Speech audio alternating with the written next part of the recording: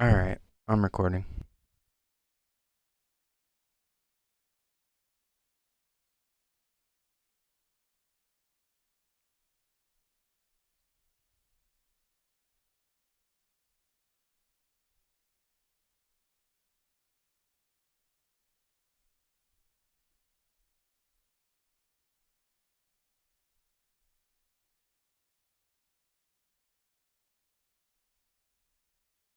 Yeah, yeah, I can hear you.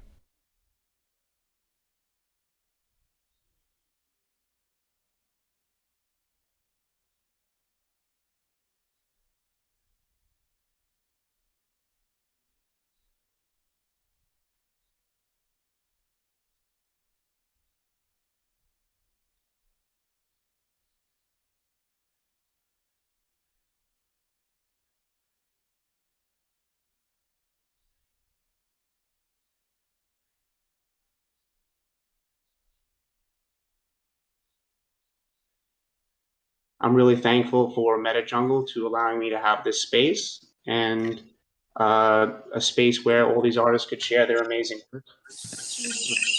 Give a microphone that is. Is that mine?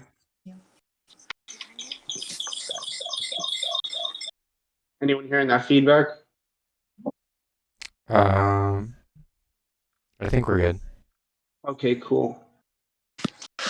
I think more people are going to join, but I'll give a brief introduction about myself. So I've been a photographer now for about 15 years.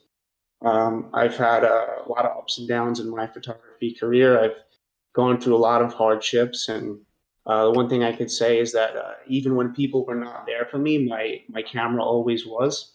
It always allowed me to be in a meditative space and to get out there, be one with nature. And I'm sure that a lot of people who have gone through any type of depression or mental health issues and stuff have leaned on artwork as sort of a crutch and way to weed out the rest of the chaos in the world. And so, because the camera has done that for me, I feel an obligation to add value to the photography community and to bring back.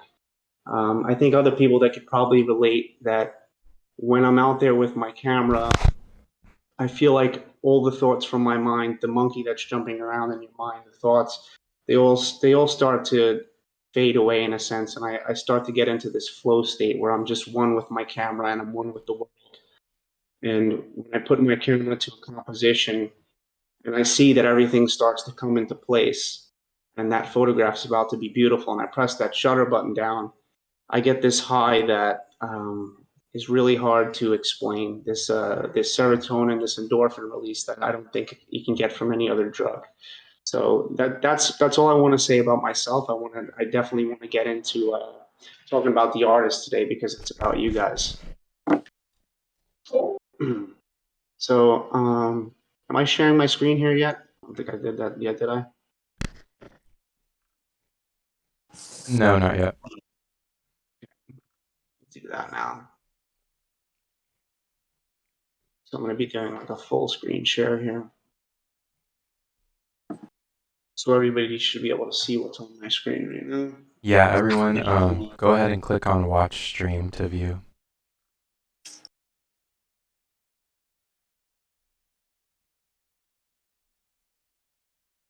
So right now it's not showing my Discord.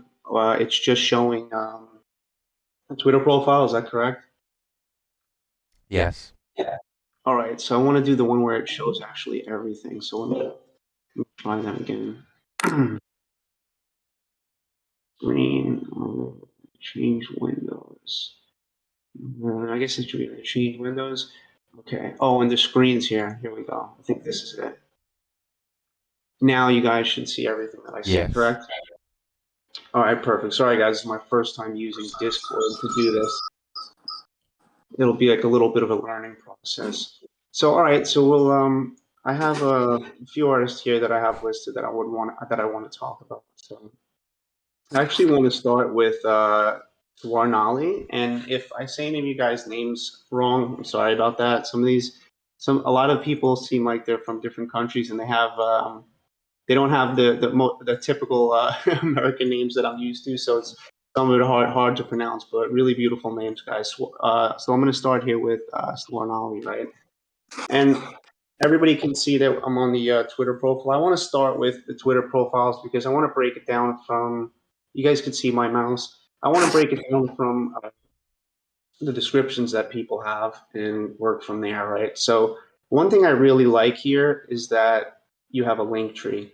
So I think that's important because the link tree, if you guys aren't familiar with link tree, it's like the link for all links. So it's one link, people click it, and now they can go to all of your stuff, which is really great because I think a lot of people they have a ton of different links here in their description that they don't need, and it could be a lot cleaner if you guys just get a link tree. So let's go on and well, first of all, I want to pull up the Discord where she actually asked her questions. She posted two really beautiful images in there.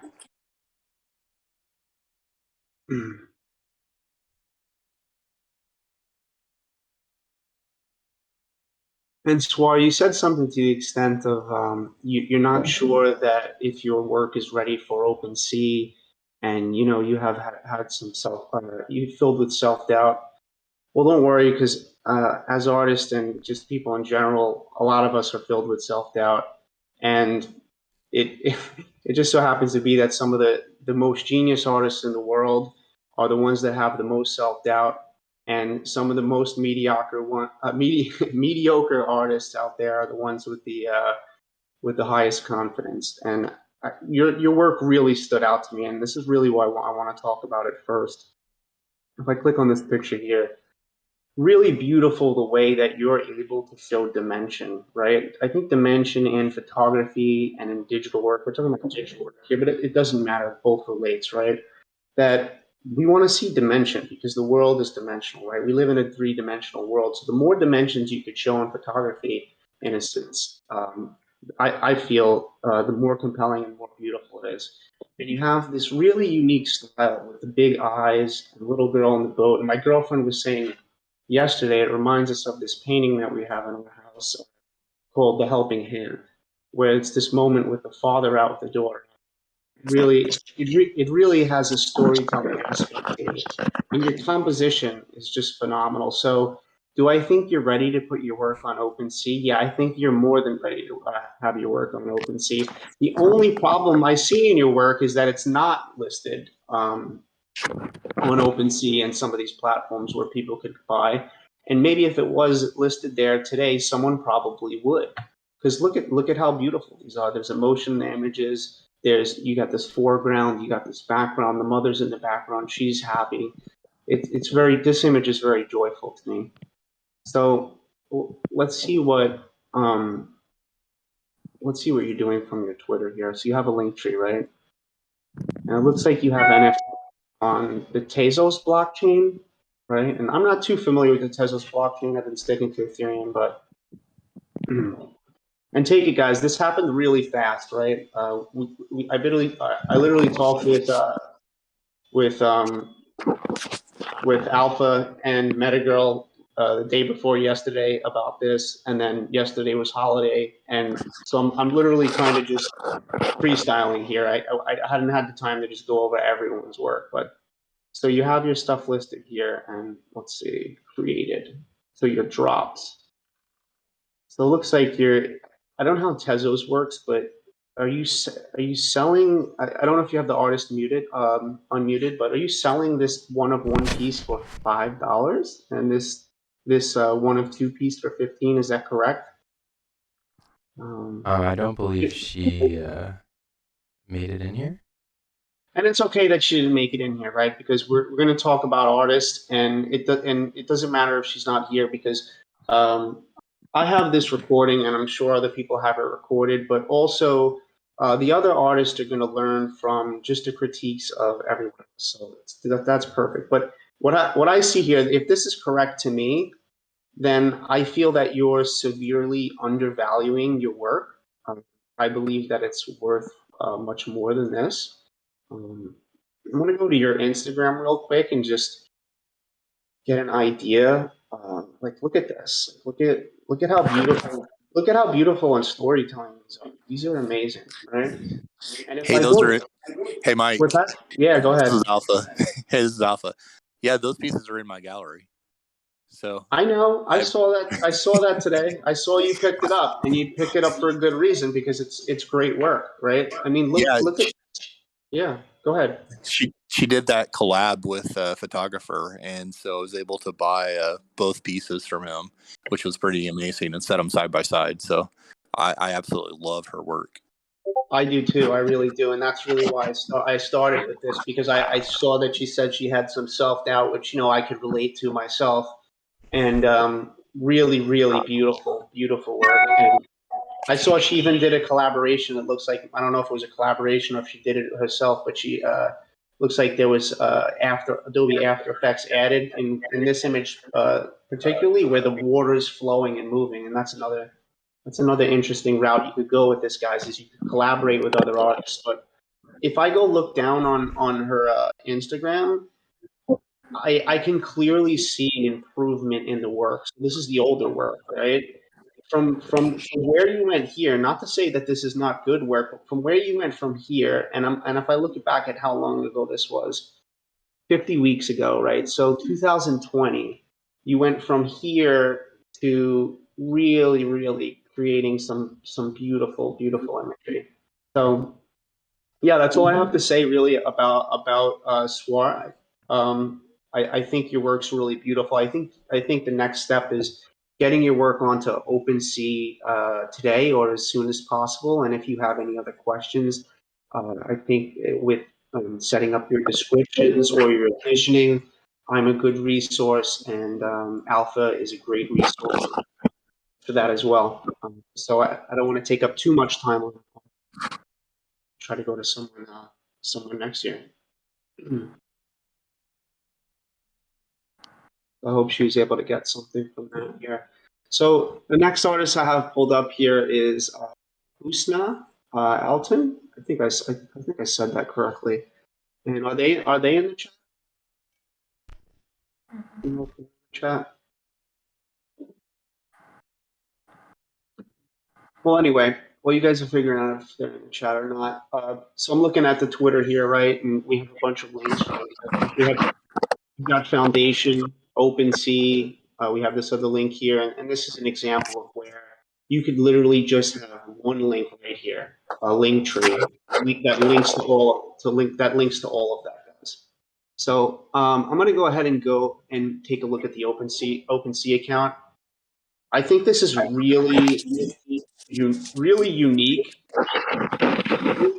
and interesting work because I didn't know that this was photography at first. I thought that this was digital work, and I realized that the artist he's actually using a technique called painting with light, where these are long exposure photographs, and he's using an external light source to paint the subject while the long exposure is going on.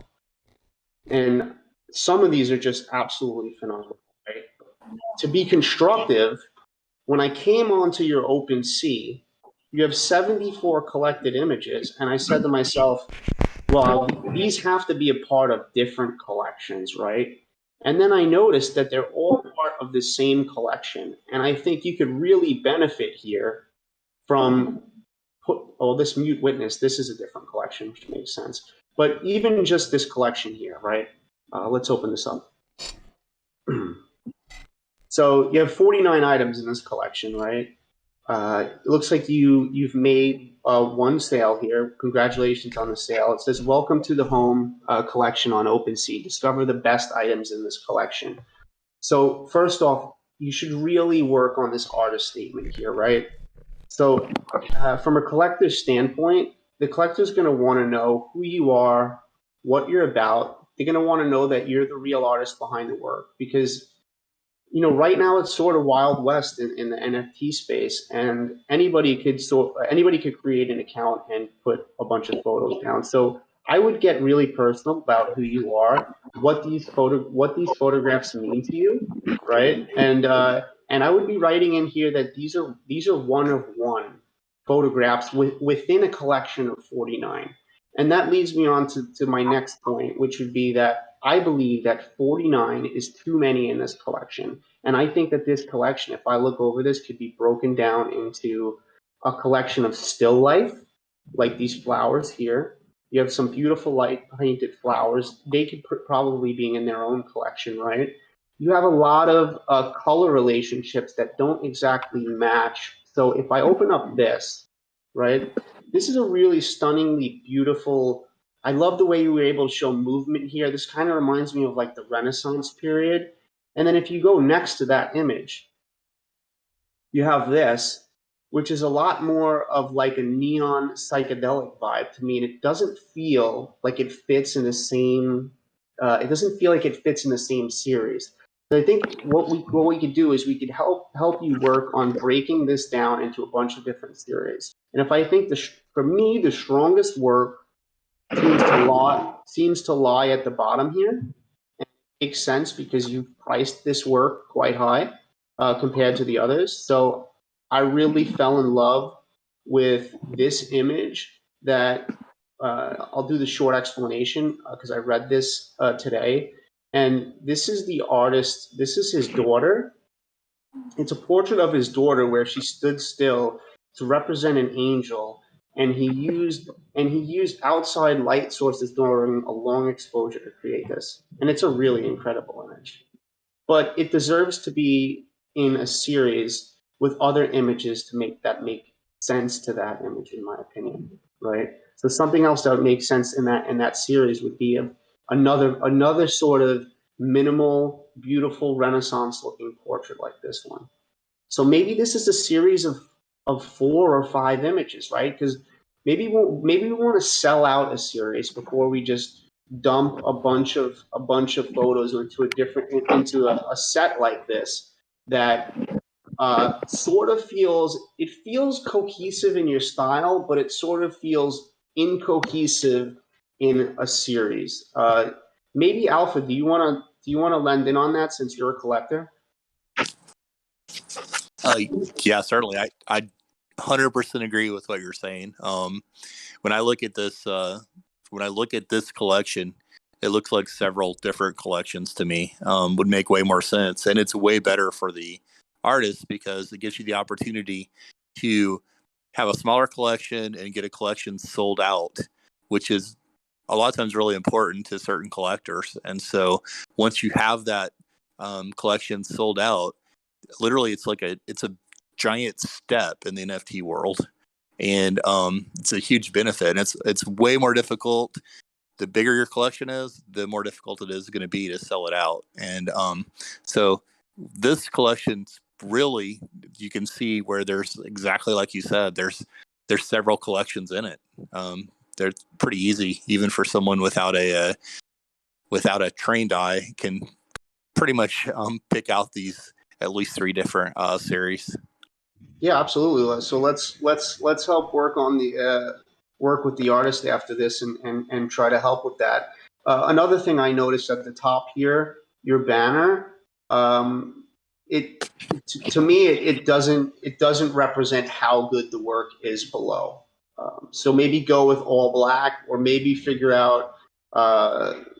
maybe figure out some type of light painting thing that you could do to make this more attractive. And once again, definitely work on this artist statement in here, sort of how you explained, um, this piece here, where you went into detail about what it's like.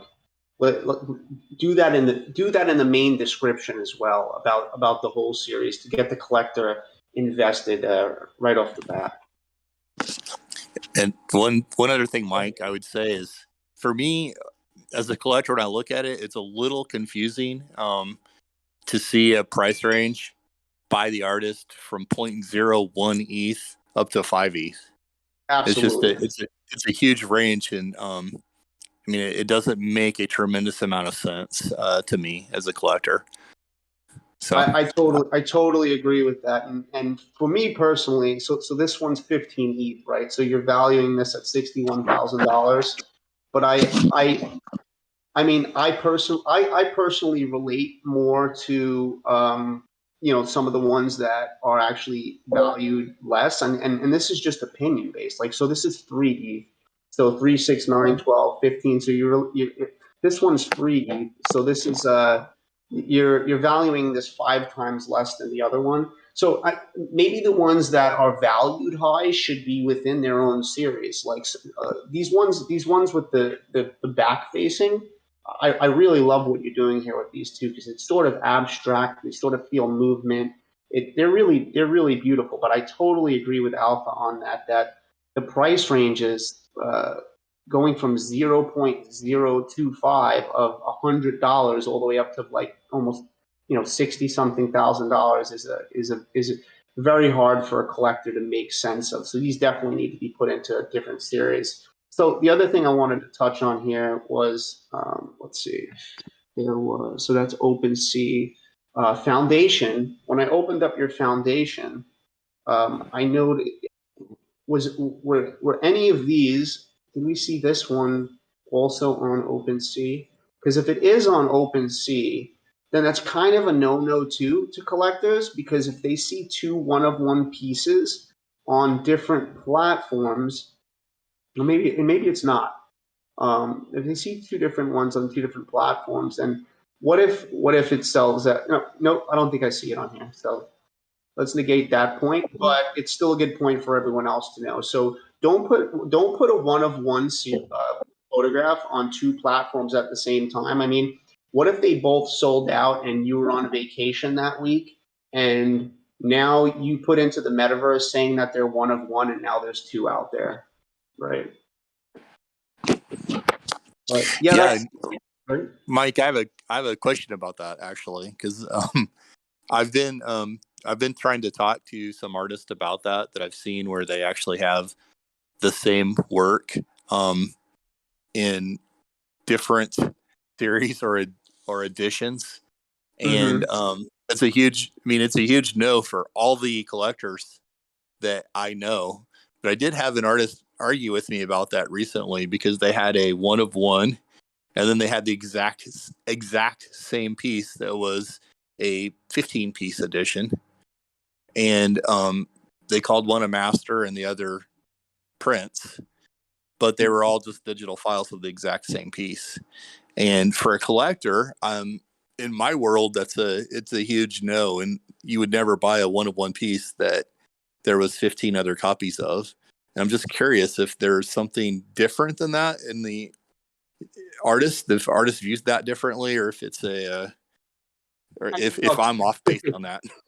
no, I mean, I think there's sort of this gray area right now because it's Wild West and NFT. It's like where we don't know the legalities of some of these things yet. So my advice would just be play it safe and don't do that. You know, play it safe and don't do that. Like I I've been a celebrity photographer where I've photographed, I have great photographs of Trent Reznor from Nine Inch Nails, and I'm thinking in my head like that's a one of one photograph of him. But if I put this onto the blockchain and I try to sell it, does that sell higher because if he's a celebrity? Also, can he sue me? Is it so early that that attorneys wouldn't even know what to do in that case?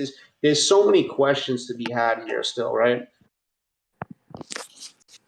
Yeah, I definitely think there's a lot of legal issues that haven't been worked out yet. But just I will definitely say from a collector's perspective, if they see the same pieces inside of a collection, one's marked one of one, some others are additions, etc., that it will not only scare the collector off from buying one of those pieces, that'll probably scare them off from the entire collection because they're afraid that the artist might sell them something and then duplicate it and sell it again. And it's just I just want to throw it out there so people realize that it's something that's a huge concern. And so if you have that in a wallet or your in your collection, yeah, it'll just raise red flags for a collector. And a lot of collectors are already worried about that. They're scared of that, and they will definitely just move right along. Sure. And to piggyback off of that, I'm talking about, what collectors are really interested in. We talk about this word marketing, right? And it's a word that could sort of have a negative connotation to it because people could think of marketing as shilling or marketing as being annoying and in your face. But look at marketing as building relationships instead of the actual word marketing. So, like, if you're building relationships with the collectors, like me and you built a relationship, right? I mean, you came over to me, you said, I love your portraits, they're amazing, but on OpenSea, do you have the ability to print more than others? Because I don't see it in the description. You should be more descriptive in these certain areas. And then we sort of formed a relationship, started talking with each other. Then once you trusted that I was the real artist behind it, I was making the changes on spot. You decided to buy a piece from me. So it seems as though that marketing within this space is actually building relationships. And so how can you build relationships on here? And from what I've gathered so far is when I first started, I've only been in this space now for a week and a half. And the first couple of days, what I was doing is I was going into these threads that said, like, shill your work here.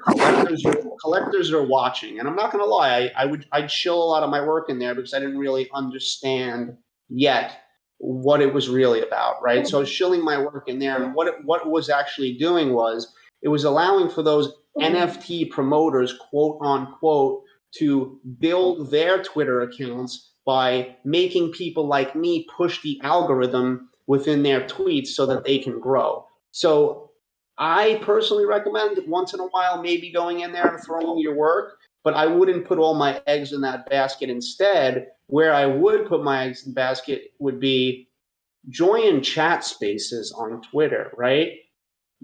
Even if you're just listening, listen to what is successful because there's a lot of amazing people that are doing a lot of amazing things out there and they're giving away free information, right? Listen and take the courage to get up there and, talk about your work, right? Because I started to make some sales after in the chat spaces where I started to talk about my work. I was vulnerable. I talked about where I came from, and how I got to where I'm at and why I love photography and what my pieces are about. And what's interesting, I was in a chat space the other day, and this 16-year-old girl was in there, and she's giving a proposal on her work, and it was a really well thought out proposal, and the girl seemed really smart, and she also was interested in stem cell and all this stuff, and just some guy in the chat room there, a CryptoPunk owner, he said, "Wow, I'm really blown away that you're 16 years old. You got up on the microphone here, you spit out your proposal, and I want to support you." He said, "What's your wallet address?" And he literally just sent her one ETH. He didn't even buy any of her work. He sent her $4,400 just to support the project. So I thought that so that's something that's amazing that's going on in Web3 and in this space right now is that you have the ability to join these chat spaces with people who can really make a difference. And one retweet, one person can change the course of any of your guys' career. So look at marketing instead of shilling as building relationships. Look at what I'm doing right now, in a sense. My friend Dave Krugman said to me right before I got into this. I was talking to him about him, I was trying to figure it out. Like, how do you get on there? How do you sell NFTs? And so he says, listen, you have to look at yourself as like a node within the space, and how many people are connected to you and through you within that node. So how many people not only know who you are, but how many people have you affected their life in a positive way so that they know that you're here for the long haul. They know that you're a real artist. They know that you're giving back. They know that you're building on something bigger at a time right now when the power's been put back in the hands of us as the artists, right? We don't need third party.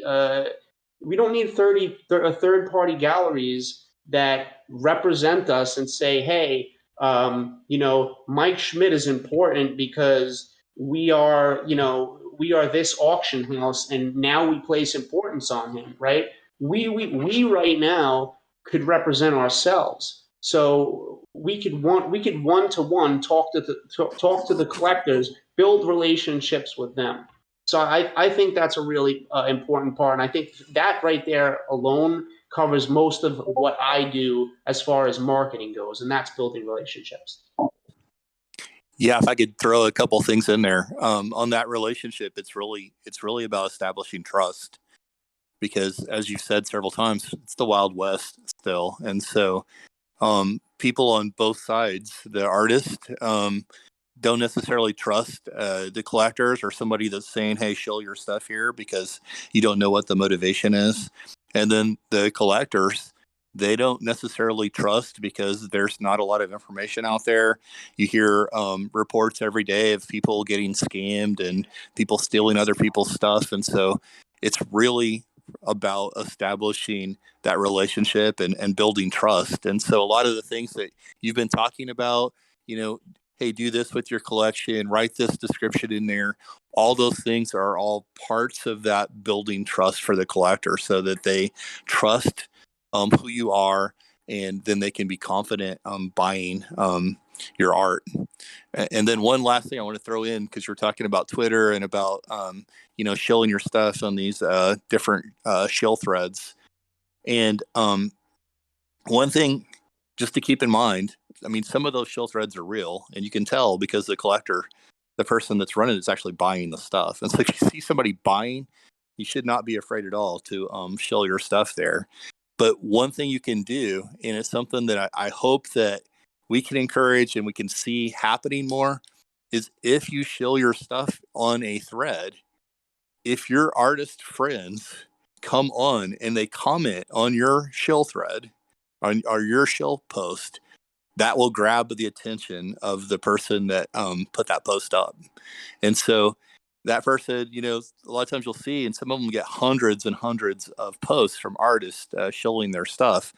And literally for that person, you want to grab their attention, have your friends all come in and comment on it, and you do the same thing for your friends, and you'll get attention that way. You'll grab that person's attention because people are commenting on what you put up. It's really, really important. Absolutely, and I think there's a distinction between being able to read some of these NFT promoters, and I sort of watch them on a daily basis and what they post, where it's like it seems very shilling or about building their account. There's a distinction between that and someone who has already been contributing to the space, and you can trust their Twitter, and they come out and they say, good morning. I hope everybody's doing well out there today. Let's share art with each other in this thread or something, and there's a genuine way about going about it. But I what I noticed is joining community Discord channels, right, where you can post your work in there. Like MetaJungles has been the best one that I've joined so far, where you could put your work in the project share or the one of one photographers, the one of one digital, and get feedback from other artists that are really working hard, making beautiful work, and getting feedback from you and myself and Metagirl and everyone who's involved in this space, and I love the team for that. Yeah, absolutely. And so we definitely appreciate everyone that's coming in and not only posting their art, but people that are taking the time to help their fellow artists and to make suggestions and to comment and to give them that positive reassurance. So sometimes I think people just you need something to help you to stay motivated and be confident. And so, I mean, to me, it's heartwarming when I see an artist giving some some good vibes and positive feedback to their fellow artists. And a lot of times people they don't even know.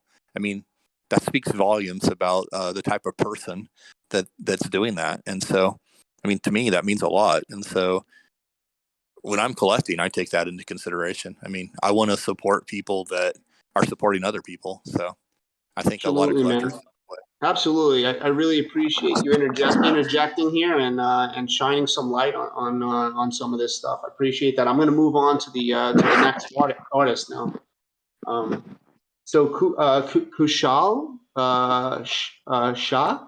I hope I got the first part right there. So you have a link tree. I like that. I'm very excited. Autumn Morning, Timeless Dubai Foundation. So Timeless Dubai, right? I know that this is your series on OpenSea. So maybe say Timeless Dubai OpenSea NFT in this description instead, because I don't know if I'm just going to a website or something here. But let's open it up. So you have 15 items. You haven't had any sale yet. Let's take a look at the description. Collection 1 of 1. I'm not going to read the whole thing, but collection 1 of 1. You're explaining about it, that this is good. Okay. And now we're going to look through the work and see what you got going on here. So for me, let's just look through these ones. So I think there's some really good images in here, but then I think there's some really standout images in here, right? And so let's see this image for instance. This image, for instance, I open up here. This black border here on the side is kind of distracting to me. So I'm not the craziest about this image, and this is just my opinion. But if I jump to something like this here, right, or this image here, like this to me is phenomenal. Like this is beautiful. This is something that I'd love to own in my collection. So we'll get a few more here. I really love this too. I love the fog coming through the city of Dubai. This is very different. This is something I haven't seen from a Dubai series. Some of the verticals. I love how you have leading lines coming into the city. I love the reflections under here. It's just a few of the other ones that just this is cool. Might not be as strong as some of the others, and uh, this is really nice. So from a person who, I mean, uh, I went to the School of Visual Arts. I got my bachelor's degree there. I've gone through a lot of critiques with a lot of different teachers who have either been too nice to me and to the class, or some teachers who give a really harsh critique, and maybe it's too much. So maybe I'd like to go in the a bit in the middle here. And I'd first off like to say I sat down before with a New York Times photo editor, and I showed them a series of my work, and they basically pulled out some of the images that I thought was some of the best images, but and she told me, I'm going to pull some of your work out, and it might not make you feel too good, but these images don't fit the story that we're trying to tell. So this is thinking more of from a photojournalistic news standpoint. And she took some of my photos out, and I was upset at first because I thought those were the best looking photographs, but they just didn't happen to fit the series. And so she said, you can take those and you can hang those on your refrigerator when you go home.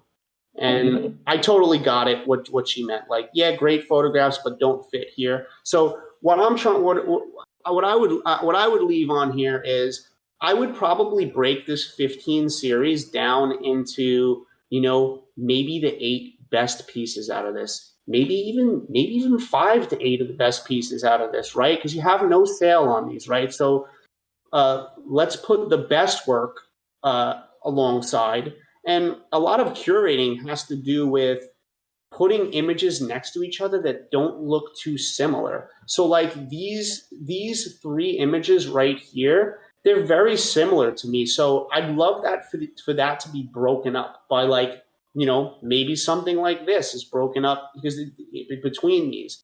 Some of your best work is too close to each other, I think.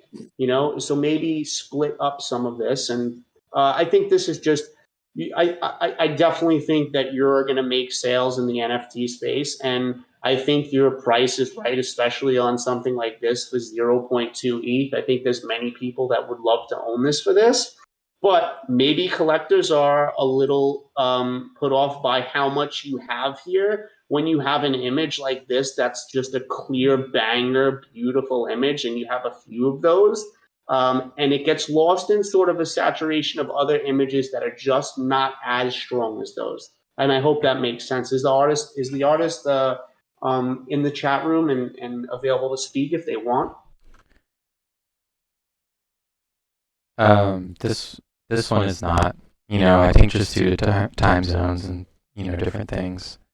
Yeah, and that's totally fine. Like I said, I am recording this. I'm not recording the screen share. That's tough. But I could always get with this artist one on one, and something I'm very good at is curating a series down to make it really pop.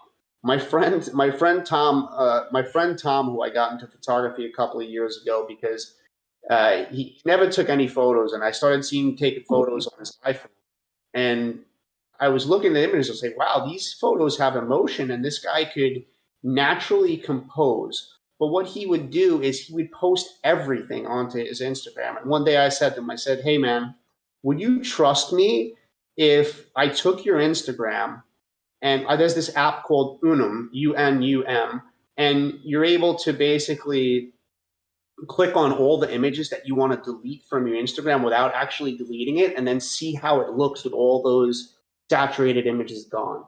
And he was like, at first he was a little skeptical because we build a relationship with every picture we take, right?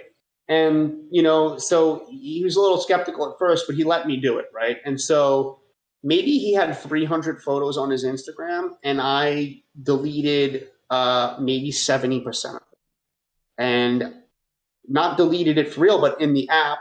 And then I showed him what his Instagram looked like with a thoughtfully curated gallery, and he was like, holy crap, thank you, this looks amazing.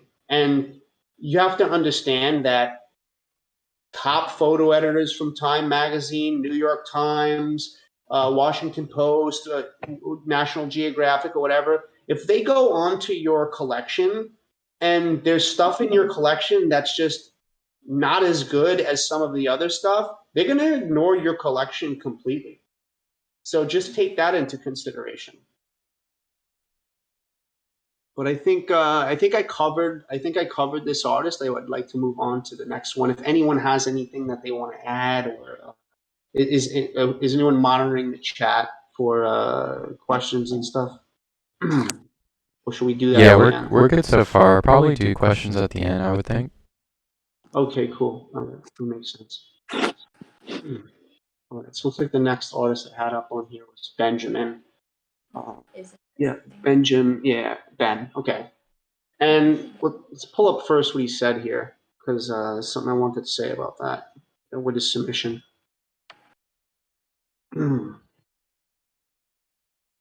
He's one of the first submissions here. So Ben's submission says, so awesome. My questions mainly have to do with keeping up with the times and keeping your collection relevant in a constantly changing space. So just on that sort of sentence alone, I'd like to say that I don't think that you should want to stick to trends in the art world and what's relevant in a constantly changing space. I think that I believe that if you're out there with your camera, being honest with yourself, making images for yourself that are poetry for yourself, and you believe in the work that you're doing and you love the work that you're doing, that is going to translate to an audience, and you don't have to stay relevant or up to date on times. Maybe everybody's shooting in the street,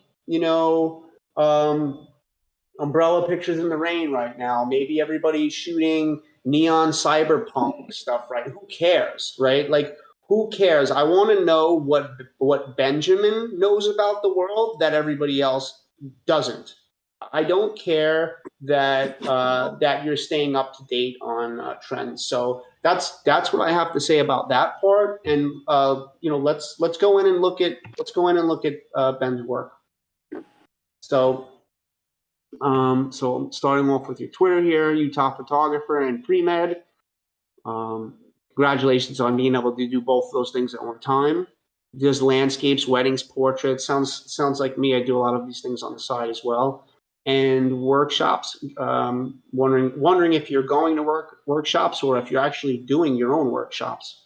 Doing your own workshops is part of marketing, right? Because you're building relationships by doing workshops to help other people. So let's take a look. So you have you don't have a link tree. So you have all these different Insta. Let's say if I click on this Insta, nothing happens, right? So nothing even happens when I click on your Insta. So you expect for people to, well, in a nice way, copy and paste this, then go to Instagram. Look, we're living in a fast-paced time right now.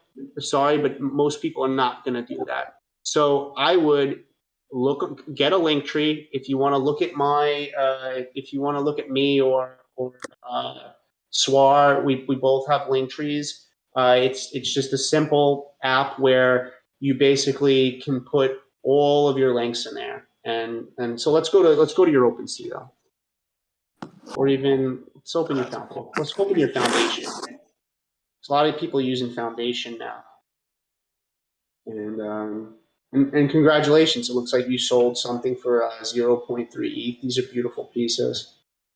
Really, really, really love this one. Makes sense as to why it's it's priced over an ETH. It's a really beautiful piece. I want to look at your OpenSea though. I'm not having the best luck on Foundation. I mean, I only posted one piece, and I even lowered my reserve, and it still seems like no one's seeing it, even though I'm promoting on it and stuff. And I think OpenSea and Foundation, if they kind of merged in a way of the good aspects from both, we could have something really good. I don't think OpenSea is there yet. I think OpenSea needs better collections. Like to navigate this, I don't even really know how to get to a specific series rather than seeing that it says Wonderland here and there's Ariel. Like there should be tabs for that. Maybe there is, and maybe I'm missing it, but I still haven't figured this out.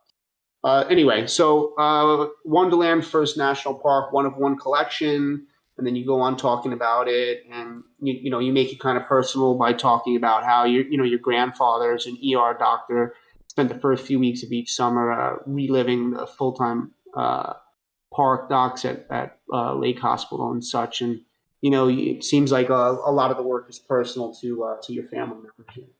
So first thing, what I look, so you have 25 items, hoping that this is broken down into two different sets here. I think yours was right. Is one is an aerial set and this one is Wonderland, or are they all on Wonderland now? Let me see. Oh, I'm only looking under the Wonderland one, so hold on.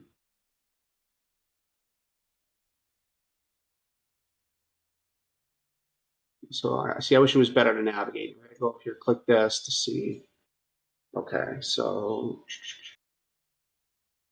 I think you have an aerial series too, which I really liked.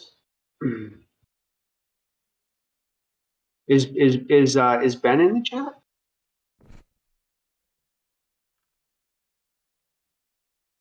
No, I don't think he is. I was looking for him. All right, cool. Well, yeah, we should try to get these artists in the chat while this is happening. I think they'll be able to learn the most. But at least there's other people in the chat that can sort of learn. let's take a look at the series anyway. You know, I'd say it's the same thing from some of the last one that I was talking about. There's you know, you have 25 images. He does have 2 buyers. That's good. So maybe he's building relationships and he's doing what he said. Something for me specifically though, I when I look at a collection, I personally don't like when the collection has multiple aspect ratios.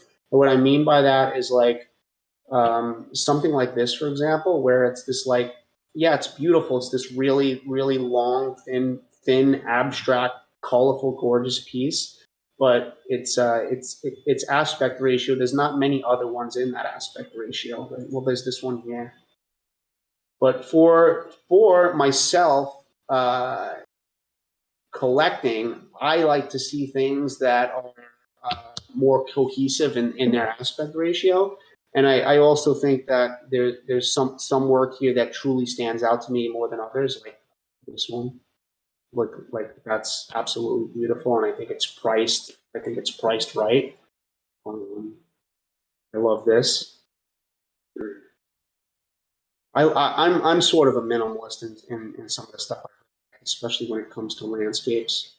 I like the one that see Alpha owns this now. He's building up his gallery. It's looking really great. Um, and there are a few other ones where I'm like this one here where you know it's not it's to me it's not as strong as the rest in the series. You know, you see the deer out there, but they're just kind of lost within this field, and I don't see their I don't see their what is it, their posture, their I don't feel their mood and stuff like that. So I would totally break this series down from 25 to maybe 10 of the best, and try to you know, try to sell out on that. So it's pretty similar to one of the last examples I gave. So move on to let's move on to Vivi, Ode to My Life, and I want to see first what her questions were. I want to see what her questions were in submissions. So.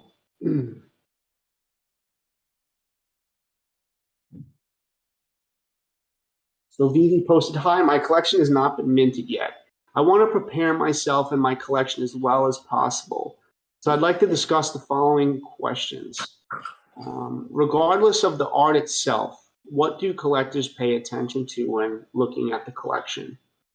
So far we covered some of that. You know, is the collection cohesive? Does the collector think that this collection could sell out? Are you listing your additions? Do we know that each image is one of one and you're not going to replicate that? Do we know that if the series is of 15 images that you're going to stop at 15 and you're not going to make more than that, that it's not ongoing? Because I think that makes it more collectible.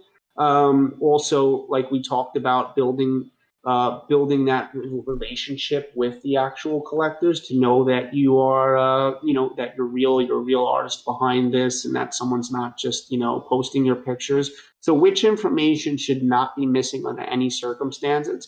I would say a good artist review, a good artist statement, some good information about who you are, why you make this work, you know, maybe where you came from, maybe how this work makes you feel, so that the artist could connect with you, right? Because the work, I think a lot of people outside of NFT look into the space and they think they see CryptoPunks or they see these 8-bit images and stuff, and they say to themselves, "Oh, well, you know, this is, you know, this is something that it looks like you know, a third grader could do or something, and my art's amazing, and I can go and post my art on there, and it's going to sell out if this stuff sold out." And sorry, but that's further from the truth, because like, you know, it's not about just putting great art out there, because I see art all over here that I would consider to be advanced over myself, that's better than mine, and I don't, and they don't have any sales, right? And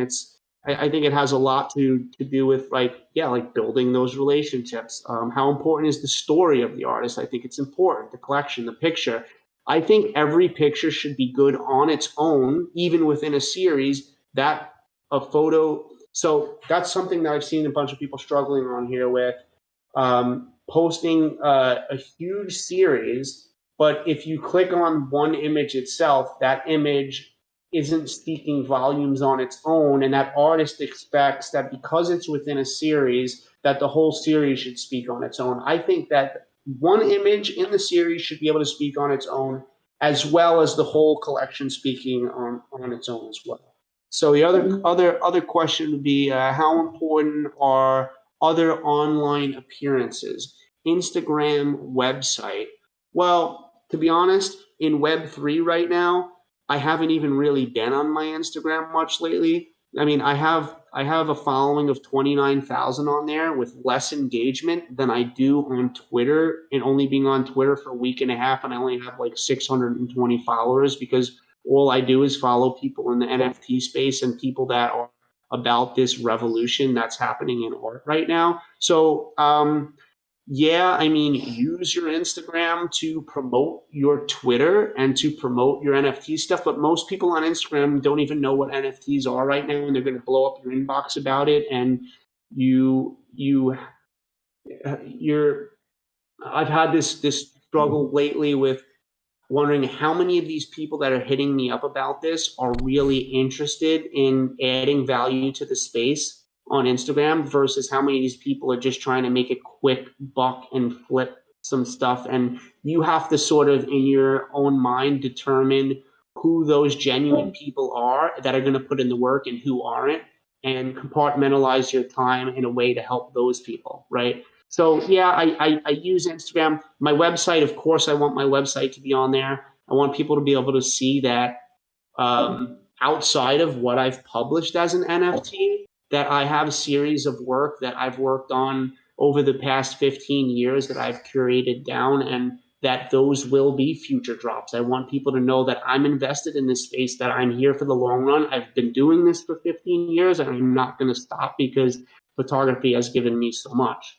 It would be great if you could help me here for the sake of completeness. Here's a glimpse of the planned collection.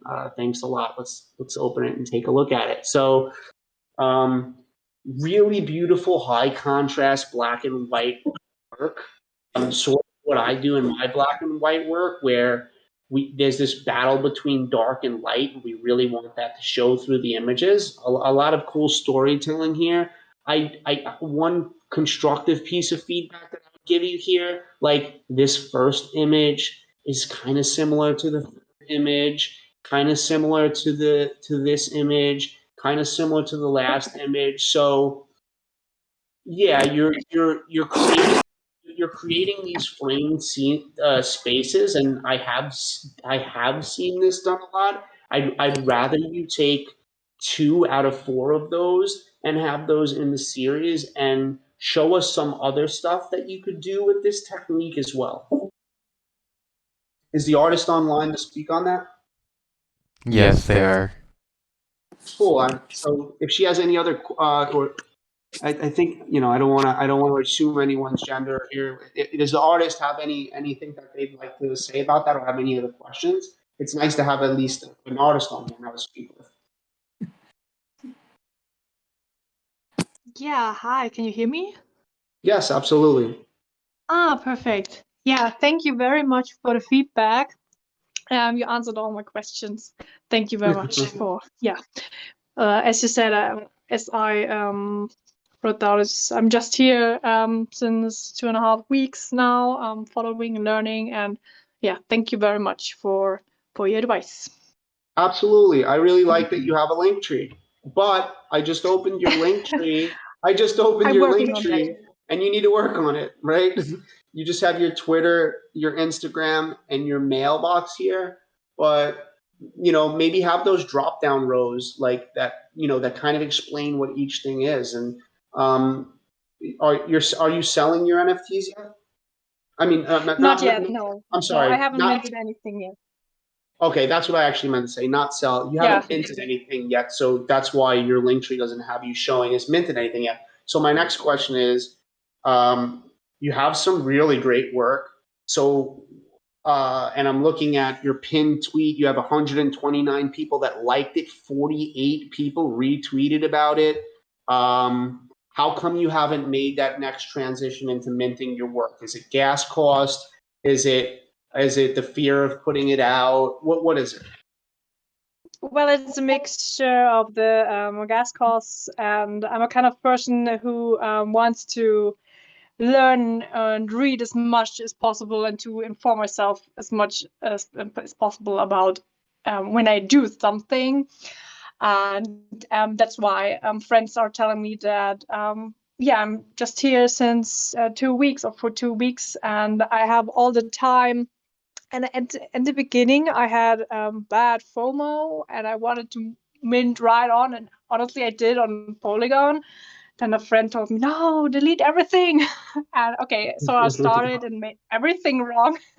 And then I just told myself to slow down. And yeah, I love to build the community and to be part of it and to share and to talk with as much people as possible. That's why I haven't minted anything yet.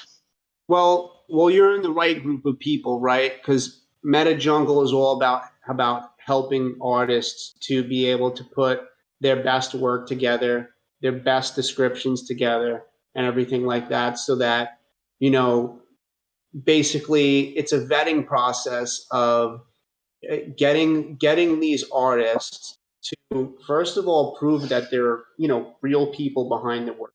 Two, that they're going to take the feedback and make the changes, so that, because there's institutional investors out there that have a lot of money and they want to spend money on this work, but they don't want to go through all the work in finding out if you're real or who you are. So MetaJungle's here to help you do that. And so let's work on getting your first pieces minted today, tomorrow, this week, whenever we can.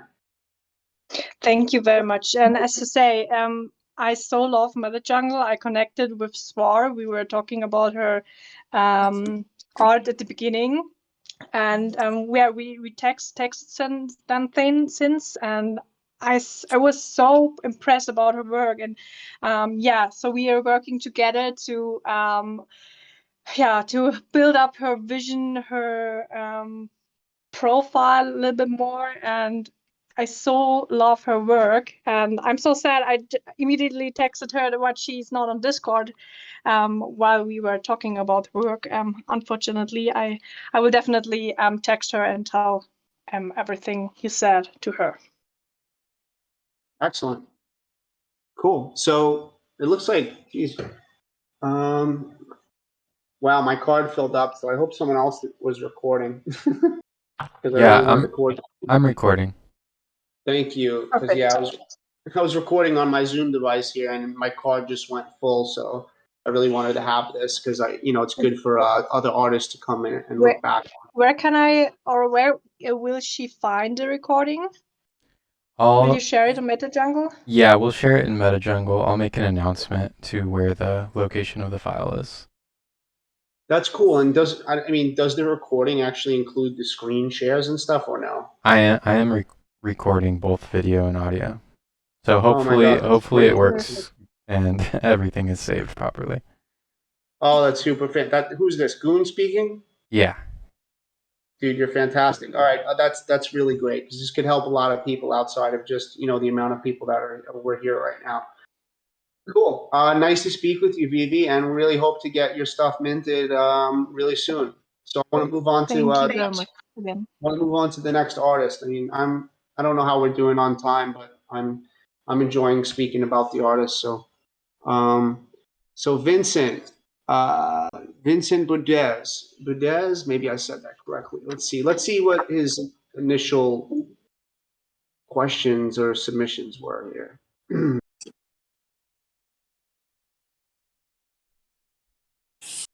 And I saved these last two, Vincent and Paul, because they're just really phenomenal landscape photographers. So almost probable that a lot of I say about one is going to make sense to the other as well. So let's see. Oh yeah, okay, here we go.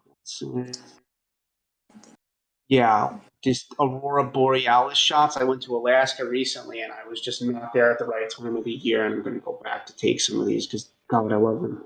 All right, hi guys. I'm applying to this great initiative. Thanks again, Mike and others, for my OpenSea series.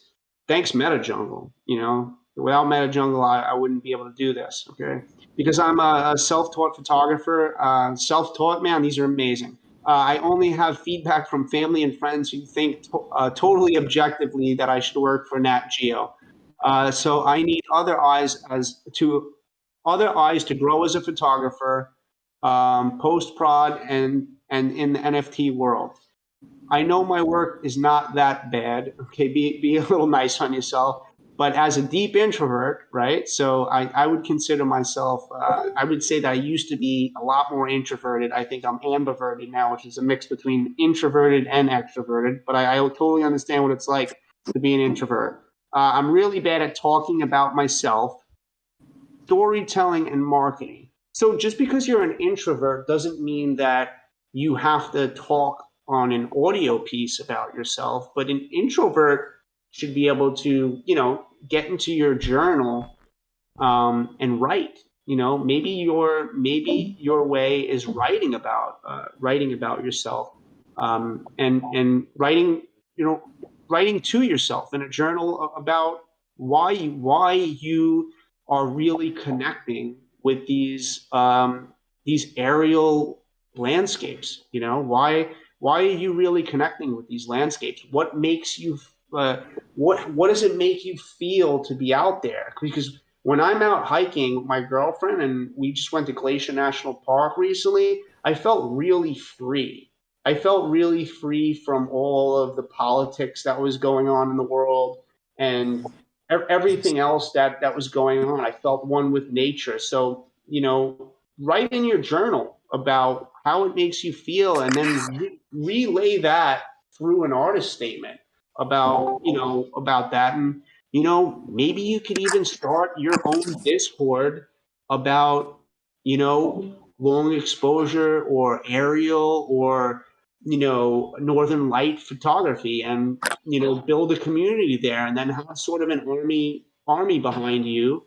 When you decide to put your work out to get value back, that your value was that you already had added value by helping other people. Another thing I took from my friend Dave Krugman said that exactly like that to me. Is not to me, but he posted on Twitter saying, if you always add value, you'll never have to ask for it. So, all right, let's take a look at your work. Hey, Mike, and one thing with that too. I mean, and if you didn't want to create your own Discord, we'll give you a channel on MetaJungle. So if you're an artist and you have something specific and you want a channel that's specific, just talk to us. And yeah, we're all for it. There it goes. MetaJungle rocks. I have nothing but positive experience in this place so far. So yeah, look, they're willing to help one person. It's amazing. So let's take a look. I'm gonna start from your. My screen is still shared for everyone, right? Start Yes. from your Twitter. So first thing I noticed right away, traveler. How about take away amateur photographer? Right, you're a photographer, dude. You're not an amateur at this point. Traveler, photographer, lover of northern lights. Okay, you have a lot of links here. OpenSea, Foundation, Tux. This is getting a little cluttered and stuff here. You have a link tree, so I don't know that you need all this unless you think that people aren't clicking on your link tree and that they need to see it here first. And this is like double advertising. Maybe it is. I don't know. But let's go. Let's go to your foundation. Okay. So the first thing I noticed about your foundation, before I even look at your prices or anything like that, is that I noticed that there's three pieces that are way too similar. This piece here, Series 3 and Series 2 are, I didn't open it yet, so maybe it ain't square.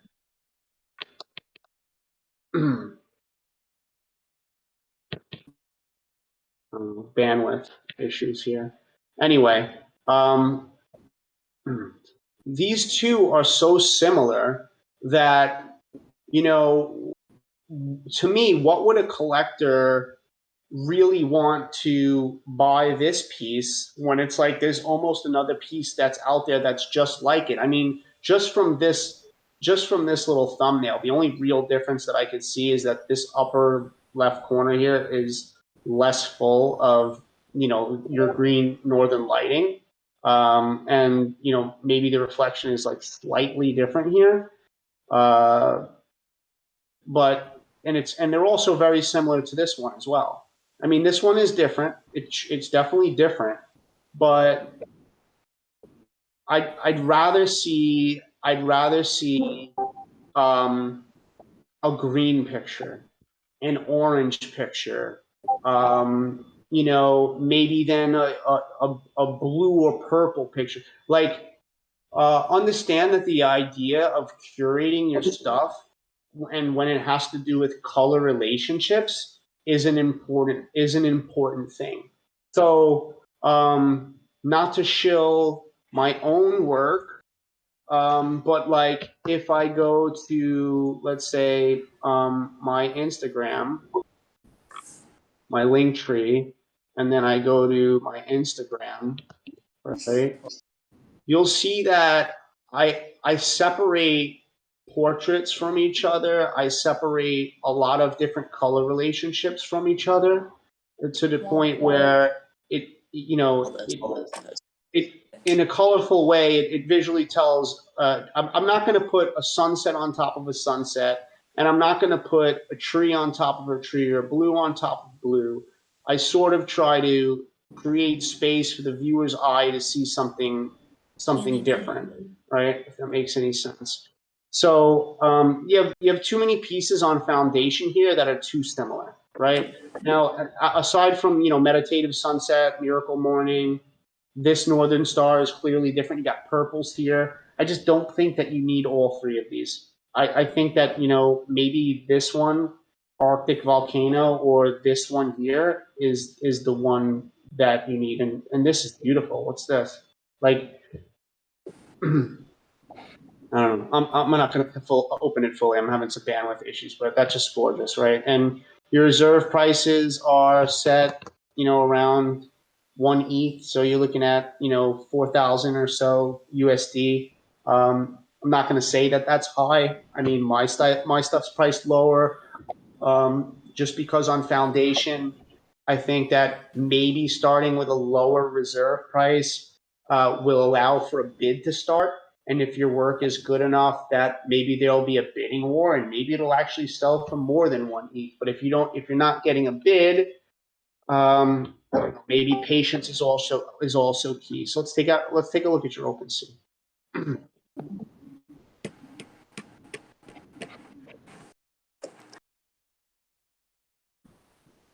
So your OpenSea, you created 63 items, and you have aerials, and then you have artistry. So let's take a look at aerials. So you only have 10 in this series, and already I really like that because it's a smaller series. This one is just absolutely beautiful. Like I want to buy this. This is gorgeous. Like I love this. It's like you're bringing me from talk about layers. You're bringing me from one dimension into the next, into the next, into the next, and it sort of feels like a flower, or I don't know. It feels like many different things. It's beautiful though. A lot of these. Look at this. Really wonderful colors. You got the road just dividing the two different scenes. It almost feels like two different pieces in one, like a diptych. Yeah, gorgeous work. Let's see your pricing on this, right, is so much less than your pricing is like what, 10 times less on these than they are on the ones that you posted on Foundation. Is the artist here to speak as to maybe why? Yeah, I'm here. Hello. Hey, how are you doing? Thanks a lot. Absolutely. Just So for the price, would just say for the price that it's not the same kind of work, because areas in Iceland, you have to deal with Google Maps and the wind. With a drone, it's not to find places, and I would say that. But for the ones in foundation, it's I put it more expensive because, well, it was at the beginning, so I minted it.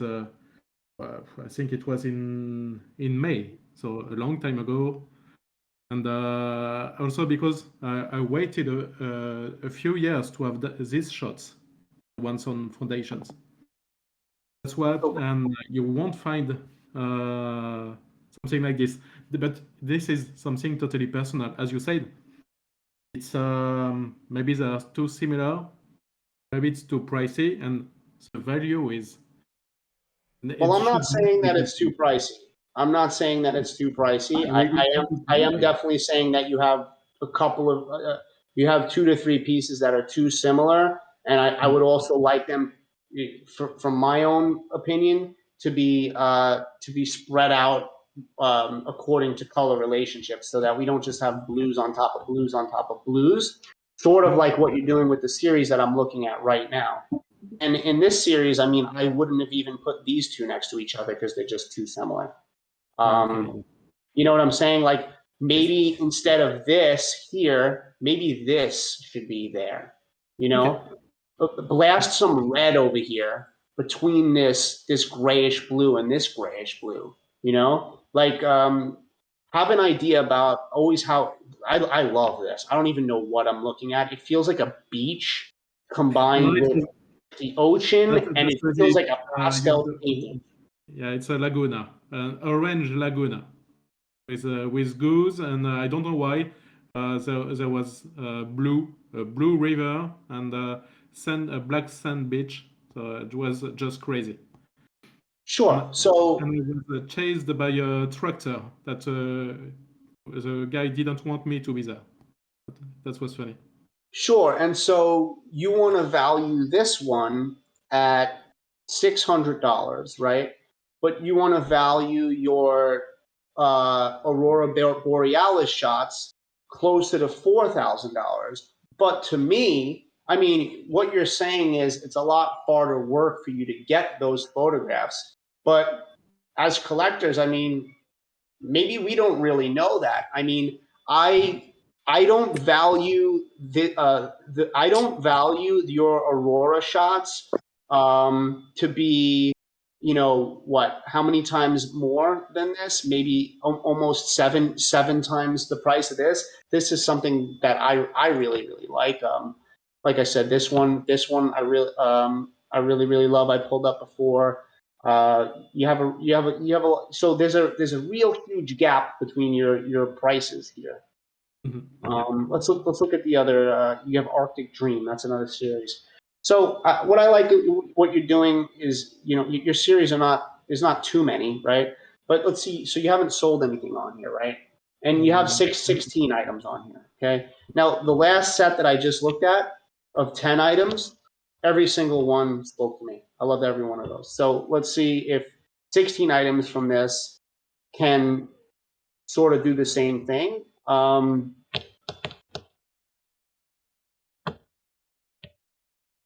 So I mean, this shot for me is in my opinion too easy for you.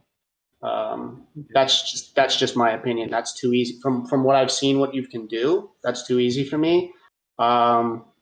And maybe you think it's too easy for you too, right? Because you priced this one at $367.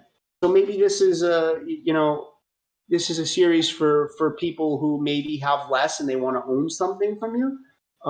But I think we could totally narrow this down too, right? I think we could totally narrow this down. I think that's really beautiful. I think that, you know, that this shot is more beautiful to me than, you know, than the one that we just looked at, as far as what I'd prefer to own for that price. And so it might just be another. Maybe you just want to release, 5 to 10 of these instead of 16. And then also, let's see your description, one-of-one editions. Here is my vision of living part-time in the I totally forgot that collection. So I started editing while you were studying the other persons before, and I didn't have the time to finish it. Sure. So yeah. So like, let's work on that. Let's work on one-of-one editions. Yeah, that's great. But I want to know more about the Arctic Dream, right? Like, I want to know what it's like what the Arctic Dream means. Maybe I want to travel there. Maybe after I hear your story about the Arctic Dream and not just the pictures, that's going to make me want to travel there. Maybe that's going to make a collector more interested in buying a piece also. So I think you could definitely narrow these down. I don't know how much, I mean, not that this isn't a good shot. I really like this shot, but I don't know how much that makes sense in this series, right? So there's that. There's some things to think about. So I mean, I hope you got something out of that. Do you have any other questions? Me, no. But that's right that you were talking about the Northern Lights. Here, I have a collection dedicated to the Northern Lights, and much cheaper than the other one. But it's not the same. I would say the same quality. Okay, so which series? I mean, this is amazing. What series is this in? Voyage? No, just because I needed one collection for this one, because it's totally different. It was a rocket launch. Okay, so does this need a collection, or can this just be posted as a one-of-one on OpenSea? I'm not. Maybe you could chime in, Alpha. Can you just put one-of-ones on OpenSea? Yeah, right. Yeah. No, you've got to put it in a collection. Okay, you do. It has to be in a collection. It creates. If you don't put a collection, it creates an automatic collection. Okay, and so Vincent, why isn't this one on Foundation with the other ones to kind of spread out that, is it because I mean I could probably for me it's gas fees. I only have one thing on Foundation. I can't get myself to post another thing when it costs $300 just to put the picture up, and all of my sales have been company. Okay. But maybe one-of-ones work better on there. I don't know, but maybe try to find some other photos that work good with this one. That you could create, like maybe even a series of 3 that might be collectible to people, like 3 really solid ones.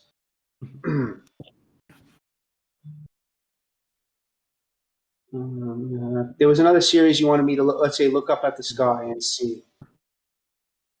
30 images. You do have one owner. Congrats on that sale.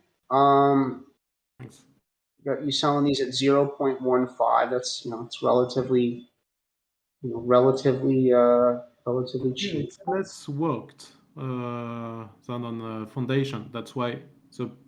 But it's only a matter of what I think. So it's not a collector point of view. So that's why your feedbacks are very important. It gives another view.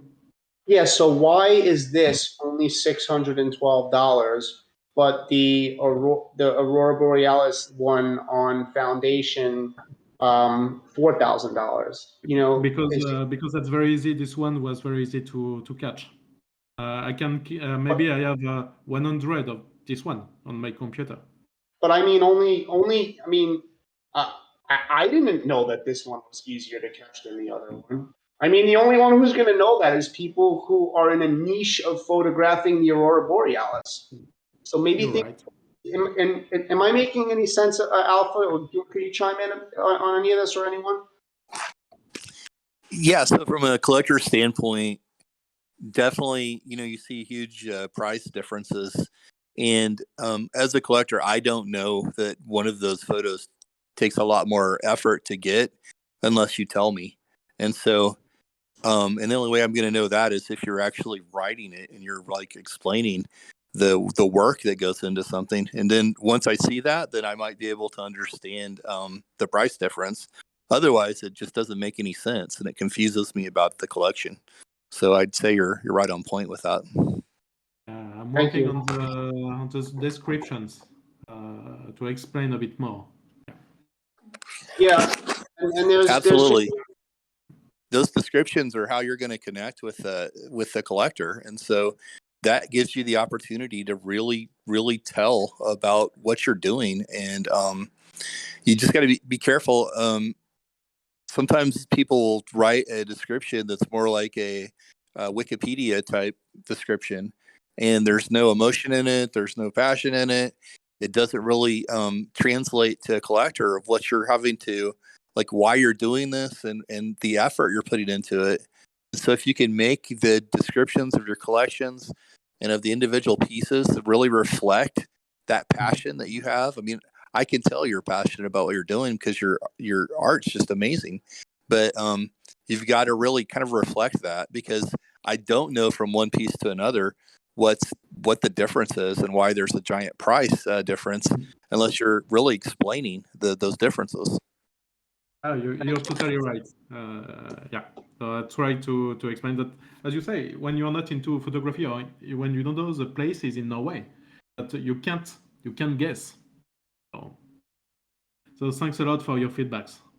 Hey, Mike. Yeah, absolutely, man, and thank you very, very much for accepting the feedbacks. And yeah, if you need any other help, we're here in MetaJungle, so and Thanks to the community. That's impressive. hopefully the team wants to do more of these. I think this is very helpful and insightful to people. But otherwise, we're also always in there to help through text. But I think that through audio and voice, I could personally help out a lot more by a lot quicker than typing to every single person who has a question. And when that happens too, not every person is reading what I'm typing to someone else. In this situation, everyone can kind of pull. So, even artists that weren't talked about today are sitting there taking down notes saying, oh, wow, I need to change my description. I need to consider marketing more as building relationships. What value am I adding back, etc. Like how many people am I connecting with in what way? So yeah, we're there to help. So I'm going to move on to this is actually the last person that I had in here, which was Paul Wilson Image. All right, I'm going to follow you, Paul, because your work is, geez, I mean, look at these. This is just, yeah. I wish I took that landscape. I don't have any landscapes this good yet. I just started with Montana as my first set, and yeah, you've got a good following. You've got a good following here. You have your foundation listed. You have your link tree. Your link tree has a lot though. I just hope that you put your most important link tree stuff at the top. So your link tree has a lot. I'm gonna just exit the link tree right now. It's good to have it. Let's just start off with foundation and see what you have on foundation, because clearly, look at these photographs. You must have been doing this for a while. It clearly to learn how to expose these. This is not just regular photography. I mean, you have to be on a tripod. You have to expose these for 30 minutes to an hour. Some depending on your ISO, you got to really understand aperture, shutter speed, ISO. A lot goes into creating these, along with the fact that Paul is making really beautiful, daring compositions here. So let's see what's going on and why he says in his description that his drop has been a flop, and I think what he means by that is he's not selling as much as he expected. So let's take a look at his foundation. So once again, really, really beautiful images here. Get a reserve price of 0.50 ETH. So I mean, like I said, I can't tell anyone what their images are worth. Only you can come up with what your images, what you believe are worth. But time in the space and what you've put into the space and all that comes into account with like maybe how much a collector is going to spend on you, even if the work is really great. I don't know so far what you've done for marketing, building relationships, and all of that, but let's take a look at some of this work. It's really beautiful. I don't necessarily like how it's all blue. If you have other stuff, like you see this blue vapor, you have pink here, like maybe blue and then the hints of pink in this one, and then you have the greens here, because a lot of these feel sort of similar, even though we know that they're their own unique images. But maybe you can space that out. This is absolutely beautiful. I love this. Absolutely love this. And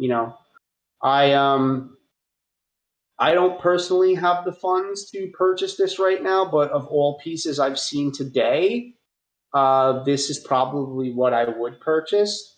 I mean, I'll give you guys a little backstory on myself.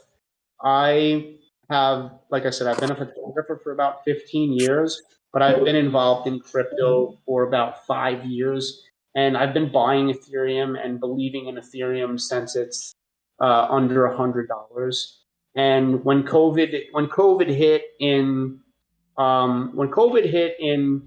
what was it, 2020, I believe that it was September 16th or something, and everything crashed. Gold, silver, Ethereum, Bitcoin. I remember Bitcoin was $3,000 that day. Ethereum went down to about $97, and I had I had loans against my Ethereum because I never thought a black swan event like this would happen. I had loans through BlockFi, and I was liquidated on about half of my Ethereum. Okay, this is half of my life savings at the time.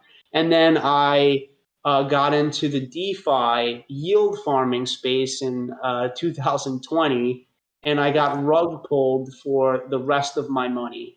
So right now, because of NFTs and because of the fact that I'm an artist, I'm on sort of a voyage right now to gain back my life savings through selling my art, which is crazy, because it took me a long time to forgive myself for losing all of that.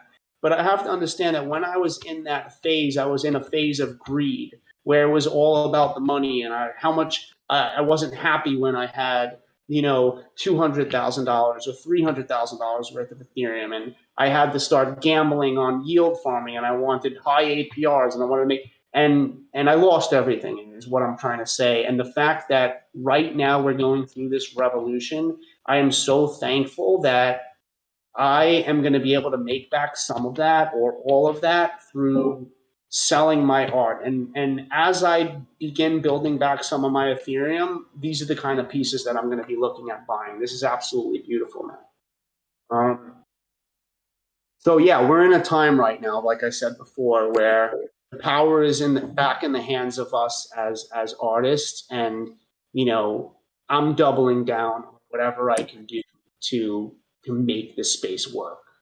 And so you did sell one. So you sold one for 0.50 ETH.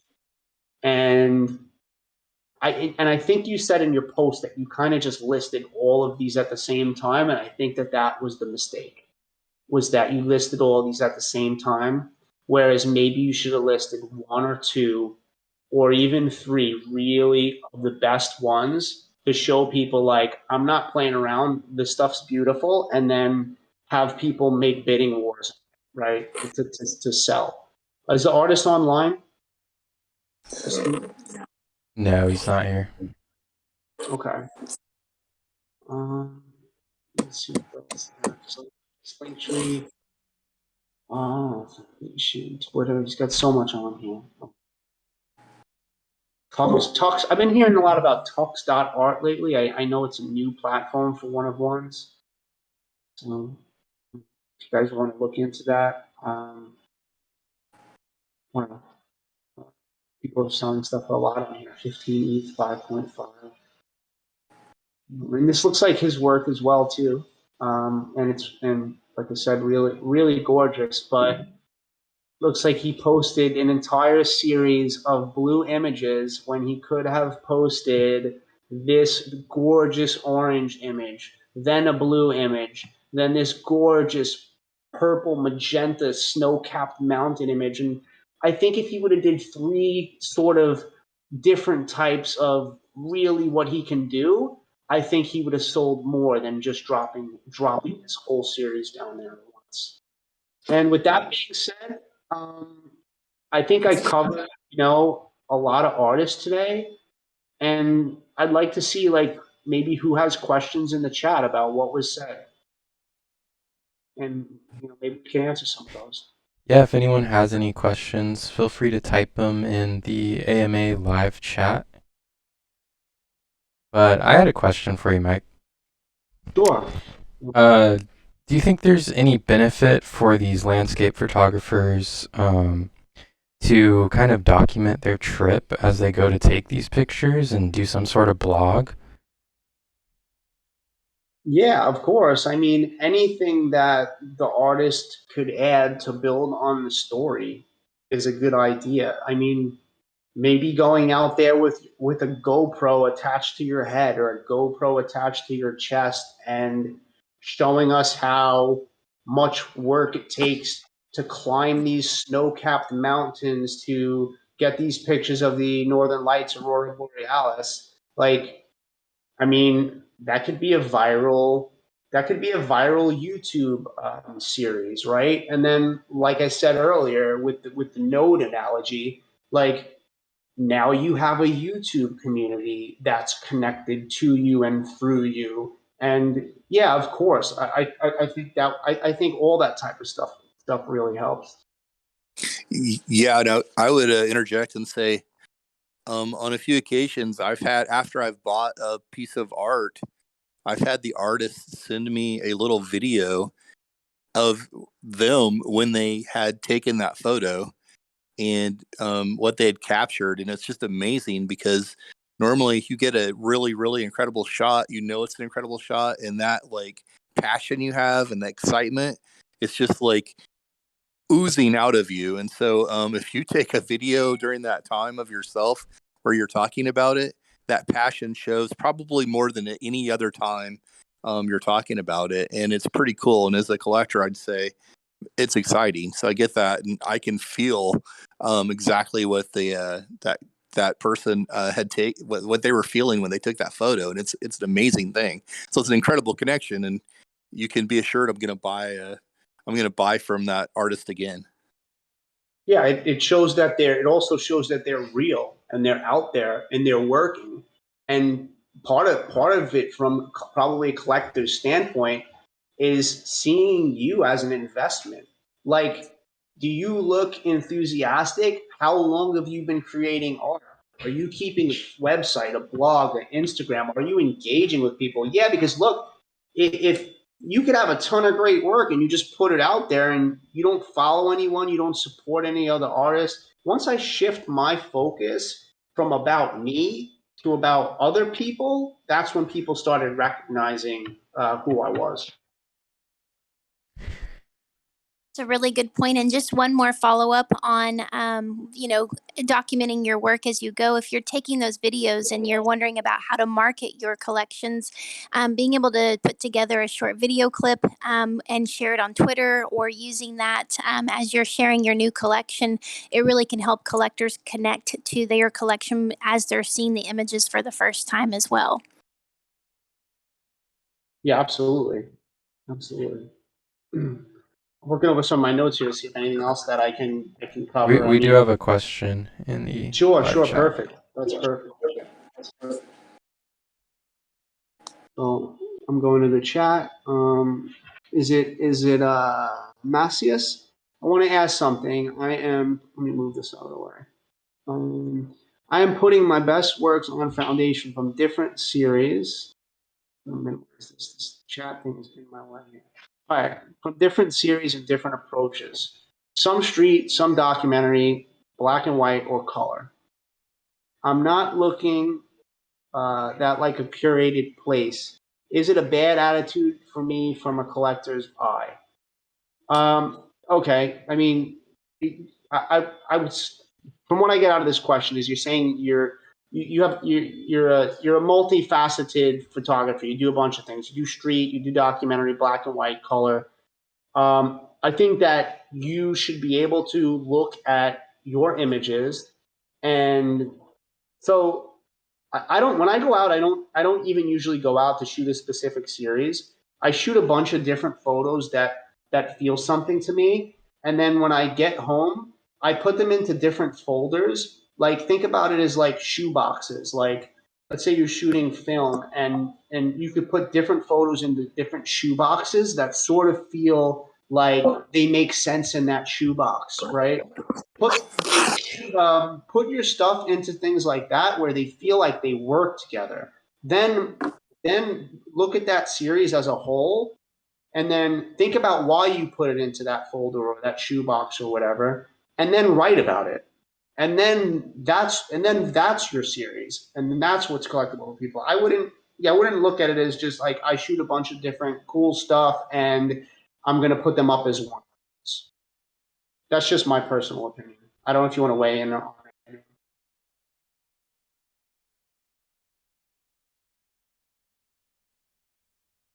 Nope. Oh yeah. Yeah, if you're talking to me, definitely, I would agree that as a collector, I definitely like to see things that are cohesive, and I like to see collections that make sense and are cohesive. And so I think it's really, really important. And if you see a whole bunch of different things, it's really hard. Especially, I mean, if they're in different collections, it's different. But if you see just a whole bunch of different things in the same collections, it's really hard to tell what the artist is passionate about. And so sometimes you can end up as a collector discounting the artist passion, and it's probably not fair, but it's just what happens because you can't really tell what really excites them and what the passion is. Absolutely. Thank you for that. That's basically what I was just trying to put out. So I'm gonna have to wrap this up soon because I am going to like a Broadway show with my girlfriend tonight. But let me see if I can cover maybe a couple of other questions or something on the chat here. Let's see. In the submissions one, I know that Miki had some questions that she had posted. Let's see. Way up here now, we got a bunch of submissions afterwards. Sure, next time there'll be even more. Okay, Miki, this is my question. I'd love some feedback on two things. One, well, what do you think of the collection in general? Is it appealing to others' eyes? Okay.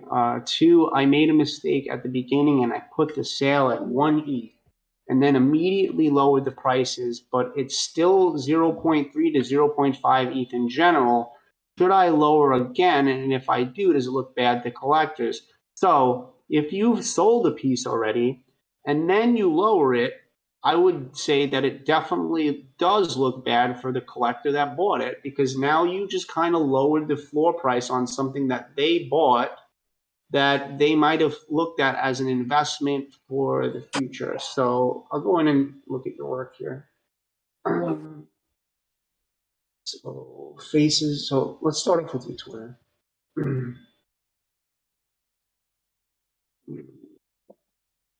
Once again, I'd recommend getting a link tree to have all your links in one space. So you have an OpenSea account. Let's say OpenSea.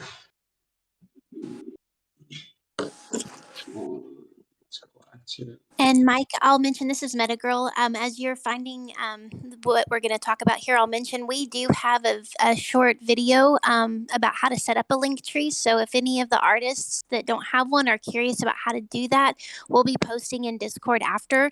But it's just a simple steps. It kind of walks you through the process. So if anybody's curious, we'll have that available. Perfect. That's awesome. Thank you.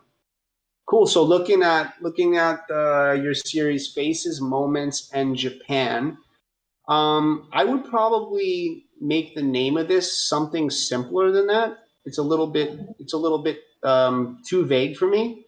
Then going into your description, I would also have it listed that these are one of one images, and that you know, if 12 images is what's part of this full series, that you're not going to be minting more than 12 as an ongoing series. If you could somehow say that in here, that would be really, really good. As far as coming from a street photography background and looking at some of these images,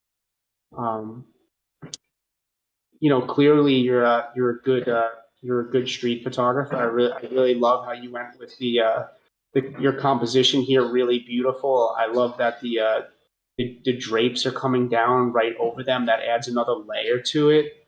The expression on her. She's out to lunch with maybe her husband.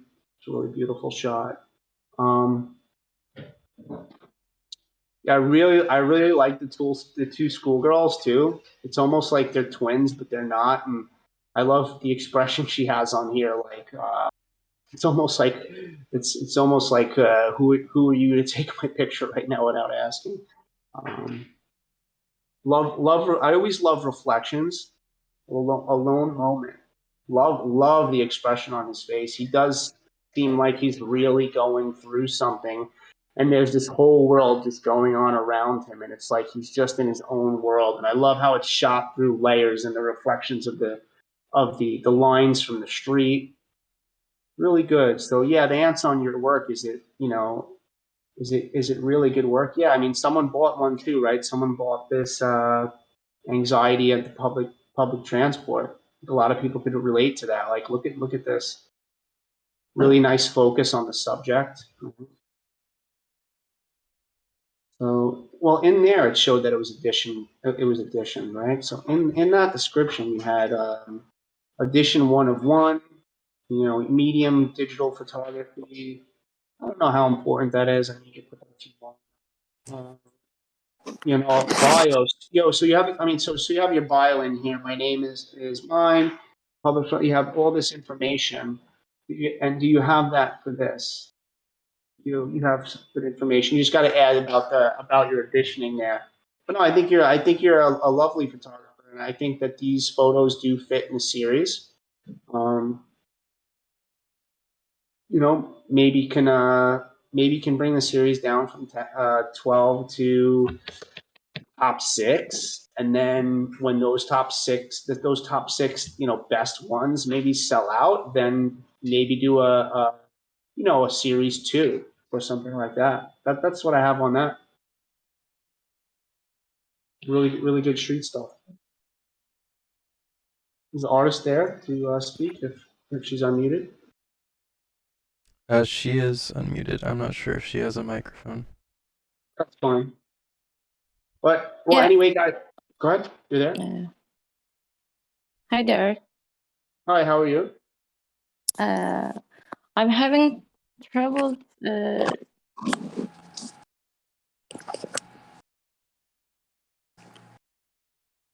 What are you? I don't hear you. Can you hear me now?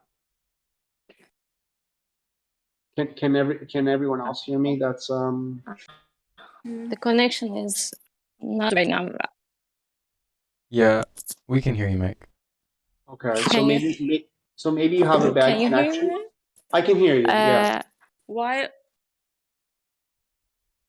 Okay, I will try one more time. I mean, I could still hear you perfectly. Okay.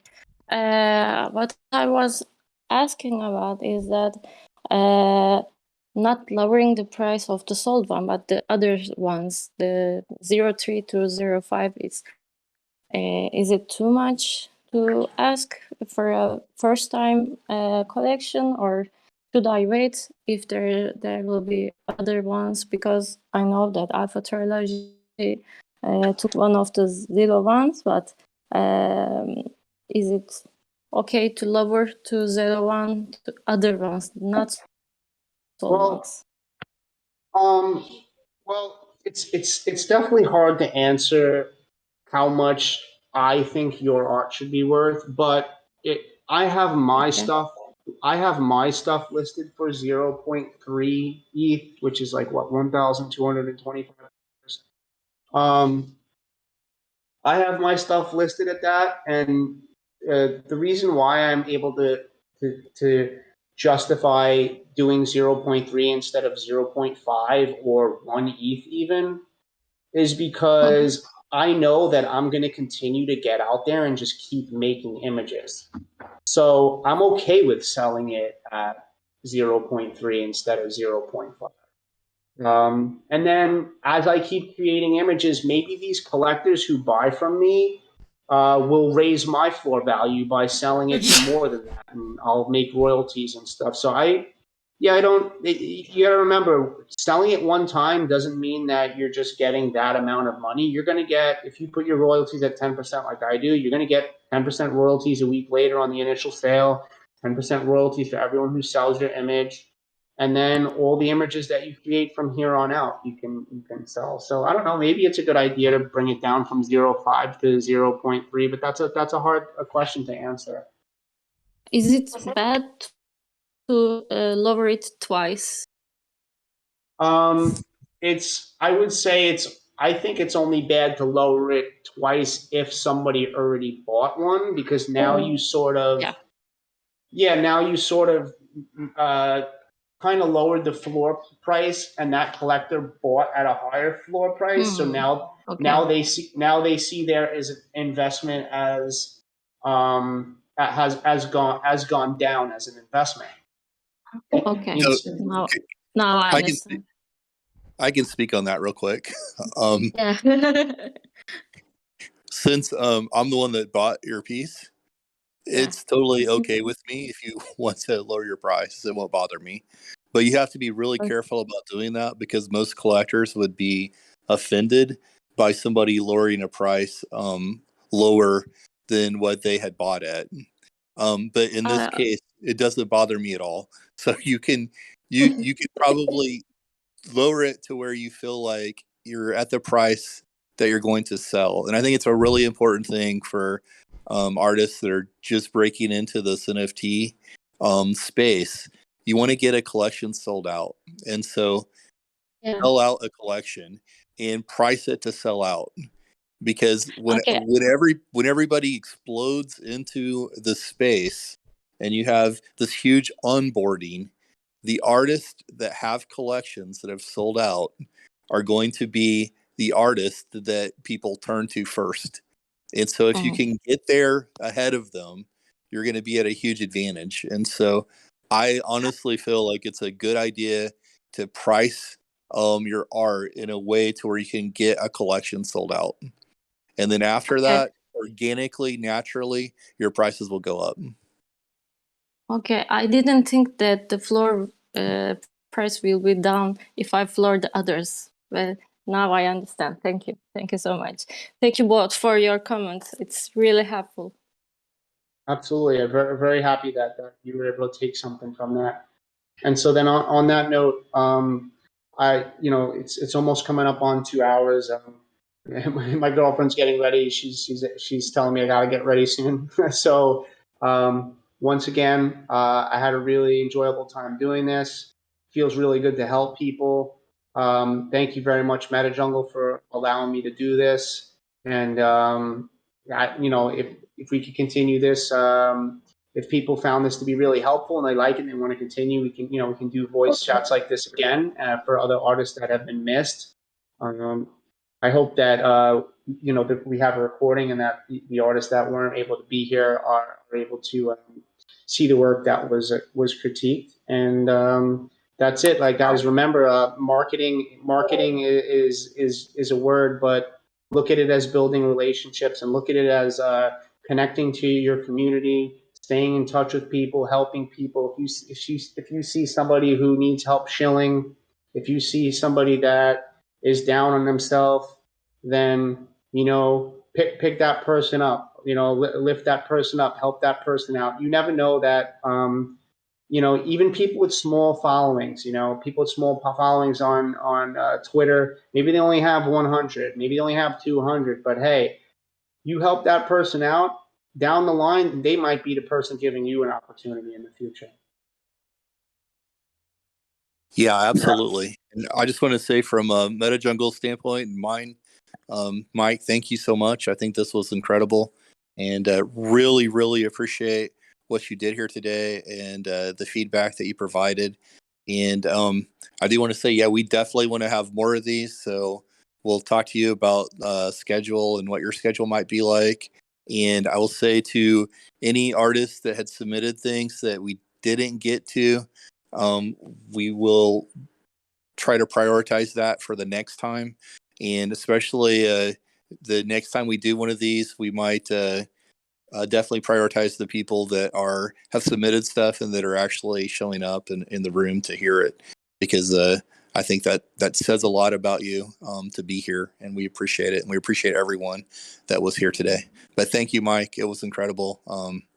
And tell your girlfriend we appreciate her patience and for her allowing you to do this today, because it was great. I think you helped a lot of people.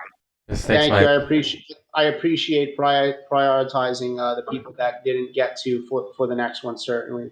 And we'll try to get out in there in the AMA live chat and answer some questions when I free up from all the people that And you could always reach out to me. I might have a lot of DMs from this, and it might take me a long time to get back to you. I'll try to get back to if you guys are serious about being artists. I'll try to get back to everyone that I can. I'm gonna sign off now, guys, and I appreciate it. Hopefully to see the recording. Hopefully that all worked out. Okay, thanks again, Thanks, Mike. We Mike. appreciate it. Absolutely. Bye, guys. And thank everybody that attended today. We really appreciate you being here, and we hope that you got some good nuggets from it and some things that'll be able to just help you grow as an artist. And I know I definitely did. I learned a lot today, and I really appreciate it, and I'm excited about it. And so we will definitely be doing more of these, and we will be posting soon. And again, anyone that didn't get gotten to this time, we will prioritize you for next time, and we'll definitely prioritize talking to people that are actually in the room. So thanks again, guys. We appreciate it. Have a good weekend.